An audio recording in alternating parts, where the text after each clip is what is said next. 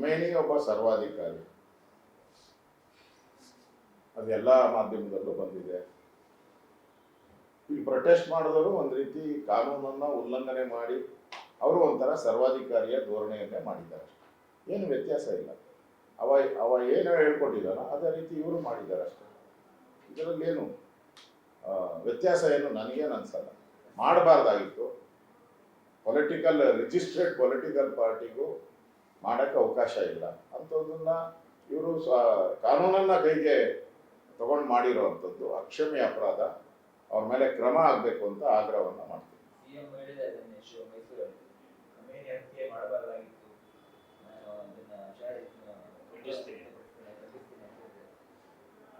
ಅದು ಕಾಂಗ್ರೆಸ್ ಅವರ ಸ್ಟ್ಯಾಂಡ್. ಅದು ಕಾಂಗ್ರೆಸ್ ಅವರ ನಾವು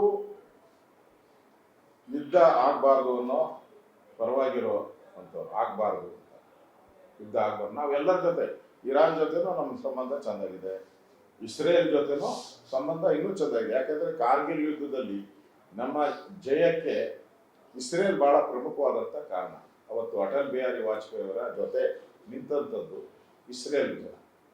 ಇಸ್ರೇಲಿನ ನಮ್ಮ ಟೆಕ್ನಾಲಜಿ ಅವತ್ತು ನಮ್ಮ ಜೊತೆ ನಿಂತಿದ್ದರಿಂದ ನಾವು ಕಾರ್ಗಿಲಲ್ಲಿ ಬೇಗ ಜಯವನ್ನು ಸಾಧಿಸುವಂಥದ್ದಕ್ಕೆ ಅದು ಒಂದು ಕಾರಣ. ಅದರಿಂದ ಅವ್ರ ಜೊತೆ ನಮ್ಮ ಸಂಬಂಧನೂ ಚೆನ್ನಾಗಿದೆ.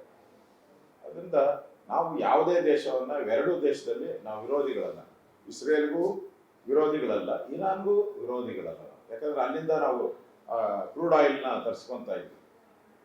ದುಬೈ ಇದರಲ್ಲಿ ವ್ಯವಹಾರ ಶುರು ಮಾಡಿದ್ದೆ ಖಮೇನಿ, ಭಾರತ ಜೊತೆಯಲ್ಲಿ ಡಾಲರ್ ಬಿಟ್ಟು ಭಾರತದ ರೂಪಾಯಿಯಲ್ಲಿ ವ್ಯವಹಾರ ಮಾಡಿದ್ದೆ ಖಮೇನಿ. ಅದರಿಂದನೇ ನಮ್ಮ ಸಂಬಂಧ ಚೆನ್ನಾಗಿದೆ. ನಾವೇನೋ ಖೊಮೇನಿಗೆ ವಿರೋಧ ಇಲ್ಲ. ನಾವು ಅವರ ಆಡಳಿತ, ಅಲ್ಲಿನ ಸರ್ವಾಧಿಕಾರಿ ಆಡಳಿತ ಅವ್ರಿಗೆ ಸಂಬಂಧಪಟ್ಟಿದ್ದು. ಆದರೆ ವ್ಯಾವಹಾರಿಕ ಸಂಬಂಧದಲ್ಲಿ ನಮಗೂ ಇರಾನ್ಗೂ ಒಳ್ಳೆ ಸಂಬಂಧ ಇತ್ತು, ಪ್ರಶ್ನೆನೇ ಇಲ್ಲ. ನಾವೇನು ಯುದ್ಧಕ್ಕೆ ಬೆಂಬಲವನ್ನ ನಮ್ಮ ಕೇಂದ್ರ ಸರ್ಕಾರ ಮಾಡಿಲ್ಲ, ಯುದ್ಧಕ್ಕೆ ಬೆಂಬಲ ಮಾಡಲ್ಲ, ಮಾಡೂ ಇಲ್ಲ.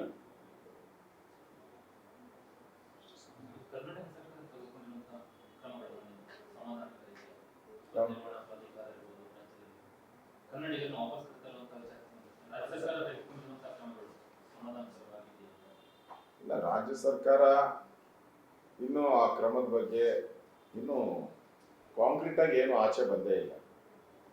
ಡಿಸಾಸ್ಟರ್ ಮ್ಯಾನೇಜ್ಮೆಂಟ್ ಇಂದ ಈಗಾಗಲೇ ಕೇಂದ್ರಕ್ಕೆ ಪತ್ರ ಬರೆದಿದ್ದೀನಿ ಅಂತ ಹೇಳಿದ್ದಾರೆ ಅಷ್ಟೇ. ಅಷ್ಟು ಬಿಟ್ಟರೆ ಬೇರೆ ಏನು ಸುದ್ದಿ ಇಲ್ಲ ಅಂತ ಅನಿಸುತ್ತೆ. ಅದರಿಂದ ನನಗೆ ಅನಿಸೋ ಪ್ರಕಾರ ಇಲ್ಲಿಂದ ಒಂದು ಸ್ವತಃ ಮುಖ್ಯಮಂತ್ರಿಗಳು, ಉಪಮುಖ್ಯಮಂತ್ರಿಗಳು